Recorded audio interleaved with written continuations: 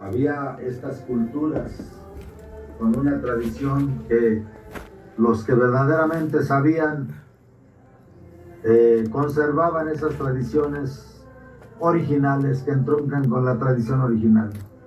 Adán y Eva y sus hijos hasta Noé, incluso hasta Abraham. Y estaba la escuela del Oriente, aquella escuela del Oriente, la escuela de India, la escuela del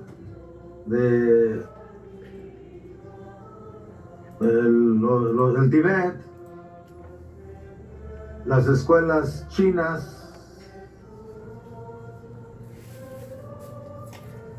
Turquía, y obviamente sabemos que no se sabe con claridad cuántos reyes fueron desde la escritura. Desde las tradiciones ancestrales se saben que fueron 3 y uno que no llegó porque tuvo un destino diferente, con un propósito sagrado. Metafóricamente se les llama Melchior, o sea Melchor, Gaspar y Baltasar o Baltasar. Tenemos que ir a escudriñar los símbolos. El que venía de Europa, de Occidente, venía montado en un caballo. El que venía de las escuelas, representando las escuelas de Oriente, venía montado en un camello o en un elefante, no se puede decir, pero los símbolos hablan. Y el que venía de las escuelas africanas, las escuelas de Medio Oriente, venía en un camello. Podría intercambiarse el elefante para los hindúes y el camello para los de Medio Oriente.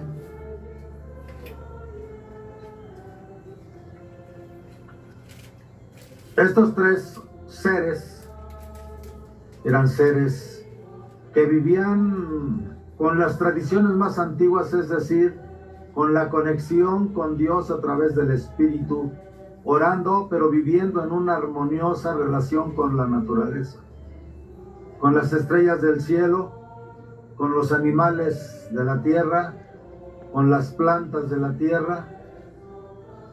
Eran hombres verdaderamente con una sabiduría ancestral maravillosa, pero con un corazón, ve allá, dile que estoy, con un corazón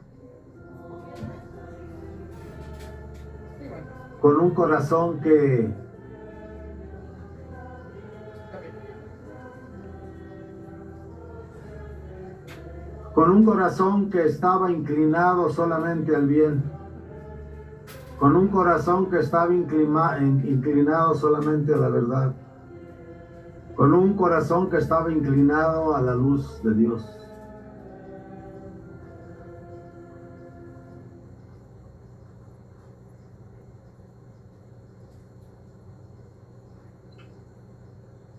Y observaban la naturaleza, miraban los cielos, y no importa dónde estuvieran, el europeo, los africanos, los orientales, al amanecer, hacia el lado donde nace el sol, aparecía la señal.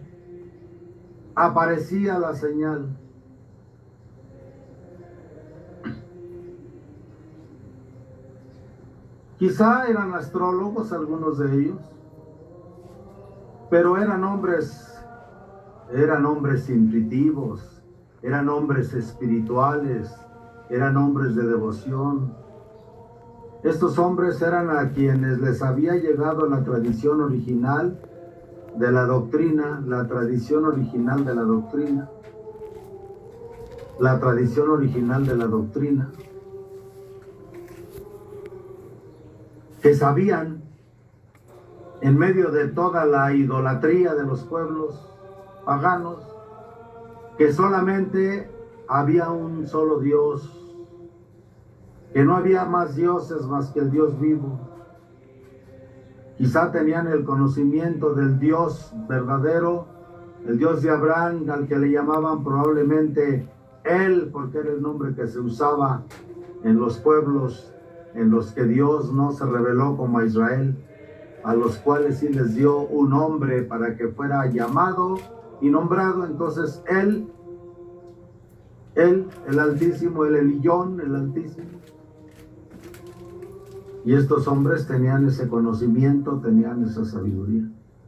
Y como eran hombres de oración, de meditación, entregados al bien, habían recibido la inspiración de Dios como parte del plan divino, de que había de nacer en Medio Oriente un niño que sería la encarnación viva de Dios, que sería Dios encarnado para el hombre, la luz divina encarnada en un cuerpo humano como el nuestro, y que vendría a redimir a la humanidad, a dar luz a la humanidad, a hacer camino, verdad y vida para la humanidad.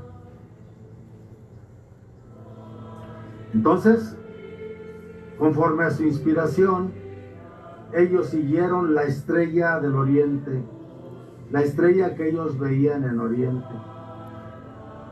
Esa estrella, de alguna manera, se movía.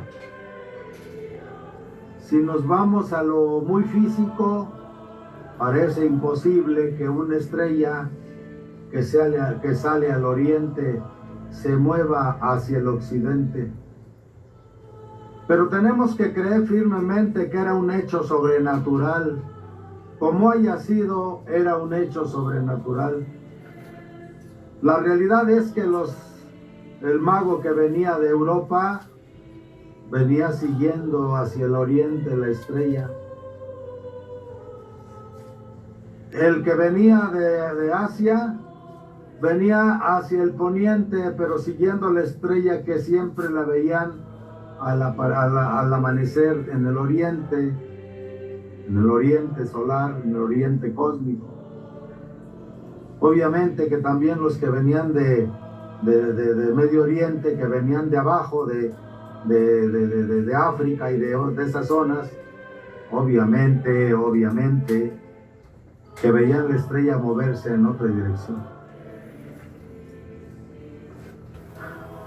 El error de nosotros es querer interpretar los textos del Evangelio de una manera material y al pie de la letra. Eso es imposible. De una manera material y al pie de la letra, no. Inclusive los grandes estudiosos del Antiguo Testamento enseñan, los antiguos estudiosos del Antiguo Testamento enseñan que es una locura, que es una tontería leer los textos de la Torá, los textos de los primeros 5 libros de la Torá, de la Biblia, el Pentateuco, y tratar de entenderlo desde la parte así, como una narración histórica precisa a nivel físico y material. Atrás de la historia que está ahí hay unos significados tan profundos, tan extraordinarios, tan celestiales, que allí podemos leer en la Sagrada Escritura la historia de nuestra propia alma. Y allí en la Biblia están las directrices necesarias para santificarse, para transformarse, para conectarse con Dios, para servir a Dios, para cumplir su divina voluntad. Allí está todo. Obviamente que cada quien, según su conciencia y según su nivel de desarrollo y crecimiento, al leer los textos bíblicos entenderá desde su propio nivel, o es decir, desde sus propias necesidades interiores.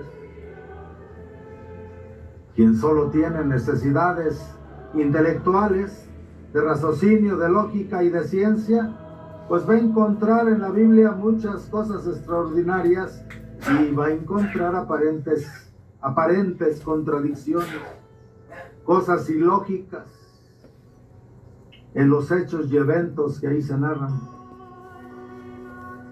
Pero el que busca a Dios, el que busca realmente la esencia divina que contienen las Escrituras, al leer los textos va a encontrar tal coherencia, tal relación entre unos y otros párrafos, entre una y otra situación, va a encontrar tal coherencia entre una y otra situación, que verdaderamente no va a encontrar contradicción cual ninguna cuando se sumerge uno en las profundidades de las Escrituras. Y todo ahí se explica, todo ahí se entiende, todo ahí se complementa, es una maravilla. Bueno, pues estos hombres llegaron siguiendo